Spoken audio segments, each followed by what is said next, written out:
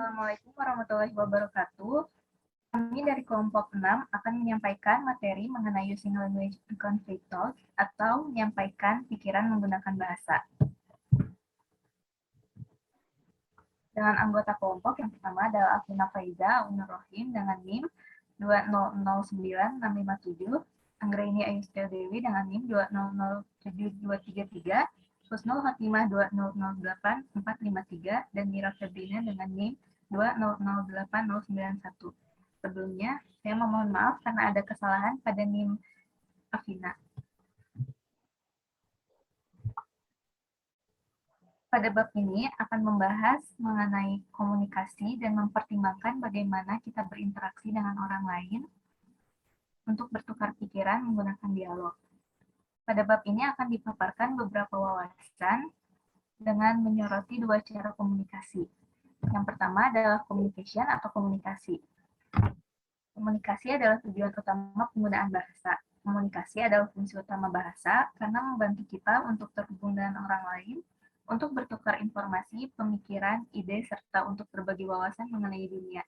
Dalam tujuan komunikasi, Halliday dan Matheson 2014 menyarankan agar setiap bagian dari wacana didirikan atas 3 parameter situasional.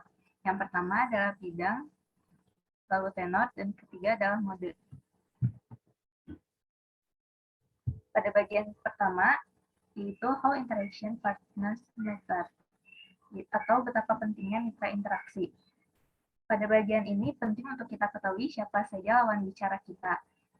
Pada contoh dialog di bawah, pada 7.1, tutup pintunya sayang, itu diucapkan jika kita memiliki keakraban dengan lawan bicara. Tetapi jika kita tidak akrab, dapat digunakan contoh pada 7.2, yaitu tolong mungkinkah Anda menutup pintu.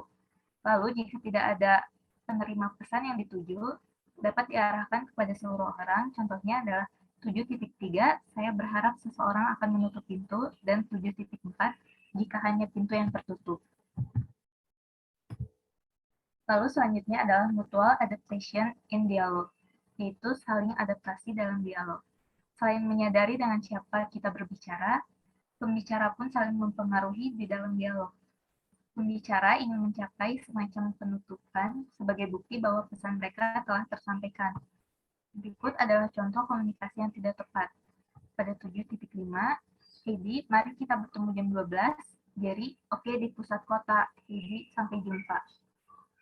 Cara keseluruhan mitra interaksi saling beradaptasi satu sama lain, melakukan dialog dengan banyak cara. Selanjutnya akan disampaikan oleh Husnul Khotimah.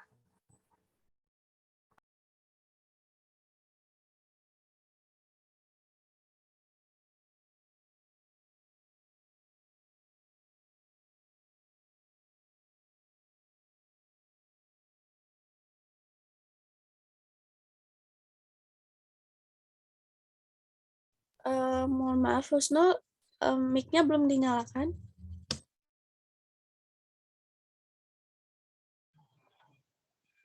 Oke, terima kasih Nira. Selanjutnya ada dialog structure atau struktur dialog.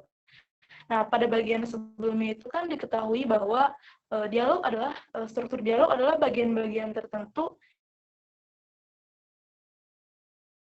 yang menyusun dialog supaya tidak acak atau mengikuti. Halliday dan Matheson 2014 mengemukakan bahwa ada metafora pertukaran simbolik, yaitu pertama ada suasana interrogatif atau yang digunakan menggunakan dialog untuk bertanya penggunaan kata tanya dalam dialog. Contohnya seperti namamu, atau kau akan pergi kemana, atau di mana tempat tinggalmu, yang mana tujuannya adalah untuk. Dan yang kedua ada suasana deklaratif atau dialog yang digunakan untuk pernyataan dan penawaran. Contoh kalimatnya seperti, apakah kau ingin ikut bersamaku, atau dapatkah saya membantumu, atau sepertinya kau kesulitan, apakah kau perlu bantuan, yang intinya adalah menyatakan penawaran. Dan yang terakhir ada suasana imperatif, yaitu menggunakan dialog untuk memerintah. Ciri-cirinya ditandai dengan adanya kata perintah. Contohnya seperti, tutup pintunya, atau lebih formalnya adalah tolong tutup pintunya. Kemudian ada lagi bawa buku itu ke sini, atau lebih santunnya adalah dapatkah Anda membawakan buku itu ke sini? Nah, jika suasana interrogatif ini digunakan untuk meminta dan memberi informasi, beda halnya dengan suasana deklaratif dan imperatif yang mana digunakan untuk meminta barang atau jasa. Selanjutnya,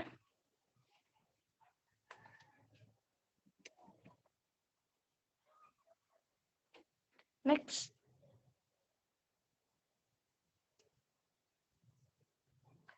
Kemudian ada the exchange of spatial thinking in dialogue and empirical study, atau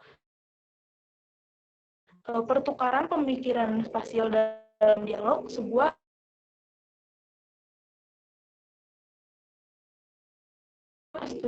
keseluruhan data dialog yang dialog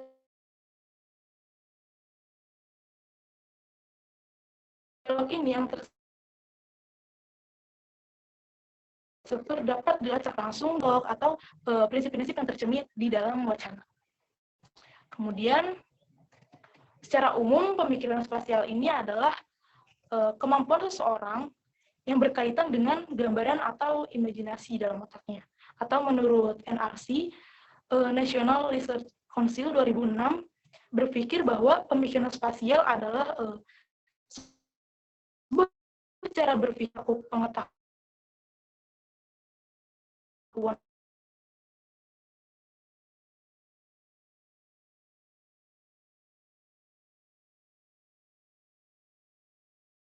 terampil berkata, ya aku taruh di samping tas. Kemudian orang kedua itu langsung merespon gitu, bajunya digantung gitu maksudnya.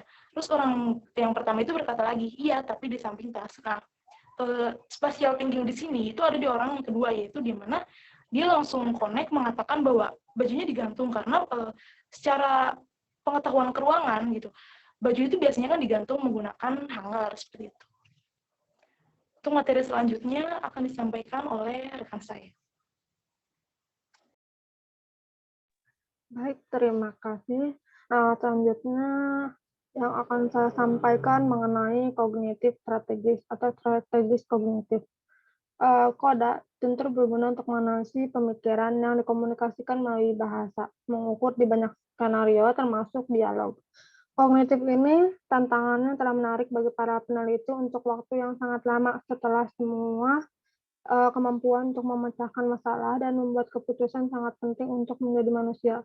Jadi koda ini merupakan alat yang berguna untuk mendapatkan wawasan tentang bagaimana manusia memahami dan mempresentasikan dalam bahasa. Jadi untuk kegunaan koda ini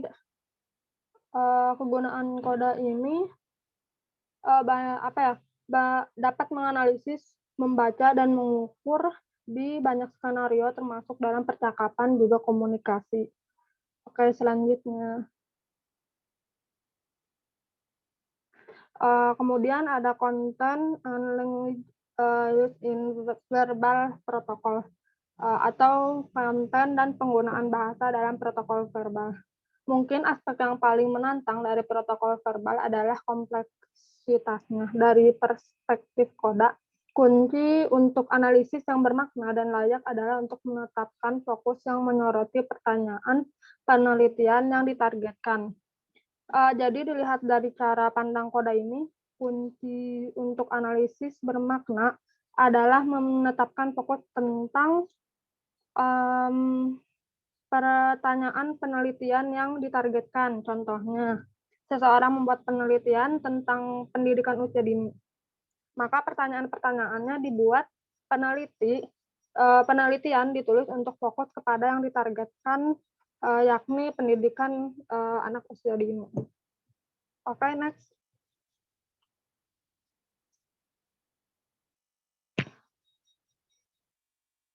Selanjutnya, Harrison and Simon pada tahun 1993 Mereka mengatakan bahwa fokus utama analisis biasanya adalah mengidentifikasi langkah-langkah kognitif. Singkatnya, isi data bahasa sering sangat terbuka ketika menganalisis protokol verbal dari proses kognitif yang kompleks. Banyak wawasan dalam kognitif ilmu telah diperoleh atas dasar ini. Sebuah analisis sistem yang relevan konten dan ekspresinya dalam bahasa dapat memungkinkan peneliti untuk melacak langkah kognitif peserta saat mereka menyelesaikan tugas mereka. Jadi, fokus utama analisis itu mengidentifikasi langkah-langkah kognitif, contohnya identifikasi masalah, sumber masalah, atau penyebab masalah. Dari isi data bahasannya itu merupakan salah satu catatan, obrolan, pembicaraan, ataupun tulisan. Next, selanjutnya. Selanjutnya ada linguistic indicator and coding categories atau indikator linguistik dan kategori pengkodean. Coding atau anotasi adalah bagian sentral dari setiap wacana sistematis atau analisis isi, dan protokol verbal tidak terkecuali, menurut Ellison dan Simon. Coding berarti memberikan kode bagian data yang relevan dengan kata lain, membubuhi keterangan, dan sesuai dengan fitur yang telah ada. Misalnya seseorang membuat data, membubuhi tanda-tanda di data tersebut sesuai perangkat yang ditentukannya. Nah, selanjutnya, singkatnya, kategori anotasi yang sesuai sangat penting untuk memahami data linguistik kompleks yang dikumpulkan dalam kaitannya dengan proses kognitif yang kompleks. Anotasi linguistik dari protokol verbal sangat bergantung pada definisi kategori yang sesuai. Didefinisikan dan ditentukan berdasarkan keadaan seni bersama dengan pemeriksaan data awal. Definisi anotasi akhir, seperti yang dilaporkan dalam sebuah publikasi, seringkali merupakan hasil dari proses berulang yang bertujuan untuk menangkap fenomena yang relevan secara sistematis dan seobjektif mungkin. Jadi anotasi coding ini, anotasi atau coding linguistik ini dari protokol verbal sangat tergantung pada definisi yang sesuai. Contohnya, definisi vokal dan konsonan. Maka anotasi linguistik ini bisa dipergunakan misalnya untuk vokal V itu analisis linguistik menggunakan huruf V dan K itu konsonannya gitu. Anotasi linguistik ini ditentukan berdasarkan semi bersama dan pemeriksaan data awal. Jadi sama-sama pengucapannya hampir sama tapi beda ya maknanya. Oke, selanjutnya akan saya persilahkan kepada teman saya selanjutnya. Baik, terima kasih. Selanjutnya ada discourse makers as indicator of complex cognitive process atau indikator linguistik dan kategori pengkodean. Sementara penanda linguistik, apapun dapat terungkap dalam analisis pronto-pronto verbal. Kompleks proses kognitif secara krusial terungkap dari waktu ke waktu, dan ini mengarah pada pemahaman yang bermakna urutan pikiran. Oleh karena itu, seringkali berguna untuk memperhatikan secara khusus indikator linguistik yang menandai hubungan antara pikiran dan tindakan. Hal ini membantu dengan memahami struktur verbalisasi dalam kaitannya dengan data perilaku.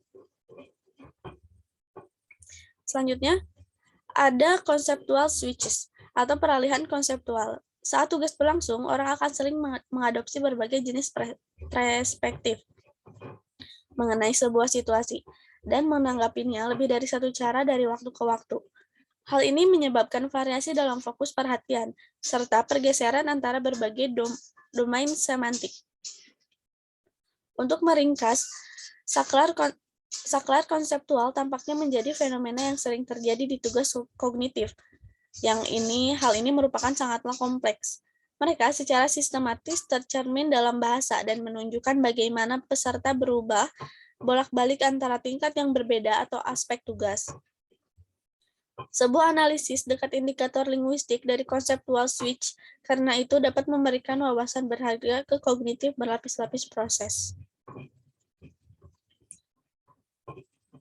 Selanjutnya ada cognitive strategies and communication in wayfinding atau kognitif strategi dan komunikasi di wayfinding. Menurut paradigma yang ditetapkan oleh Erikson dan Simon, tujuan komunikasi dikurangi seminimal mungkin ketika berpikir keras atau merumuskan laporan retrospektif. Namun, beberapa data verbal yang telah kami laporkan dalam bab ini memang melibatkan beberapa aspek komunikatif, seperti instruksi menulis untuk seorang teman. Secara lebih umum, penting untuk diingat bahwa tujuan komunikatif tidak pernah dapat sepenuhnya dikesampingkan, meskipun tujuan tersebut mungkin tidak menjadi perhatian utama. Untuk meningkas bab ini, aspek kognitif dan komunikatif bekerja sama setiap kali merumuskan pikiran kita. Di satu sisi, pemecahan masalah terkadang bekerja lebih baik ketika kita membicarakannya dengan orang lain. Di sisi lain, bagaimana kita mendekati suatu masalah dipengaruhi oleh situasi komunikatif. Dan ini akan mempengaruhi verbalisasi dalam berbagai cara. Alih-alih menyangkal kehadirannya, mungkin lebih berguna untuk mengenali fungsinya. Dan jika mungkin, mengidentifikasi efek tujuan komunikatif pada tugas yang diberikan. Baik, selanjutnya saya kembalikan kepada moderator. Baik, terima kasih kepada rekan-rekan pendidik. Sekian presentasi yang dapat kami sampaikan. Mohon maaf apabila kekurangan dan kesalahan. Sekian dan terima kasih. Wassalamualaikum warahmatullahi wabarakatuh. Waalaikumsalam warahmatullahi wabarakatuh.